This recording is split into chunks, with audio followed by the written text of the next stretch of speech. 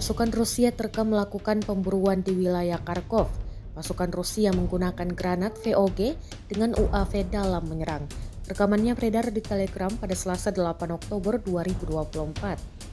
Dalam keterangan unggahan disebutkan operator UAV Uday Rusia pergi berburu di arah Kupiansk. Kali ini, rombongan Udaya menunjukkan aparti kerja terkoordinasi antara operator UAV dan pasukannya. Sekalipun ada tentara Ukraina yang selamat dari serangan VOG di ruang istirahat, mereka terpaksa meninggalkannya alias melarikan diri, klaim Rusia. Tampak satu persatu amunisi VOG berjatuhan dan meledak tepat di sekitar tentara Ukraina.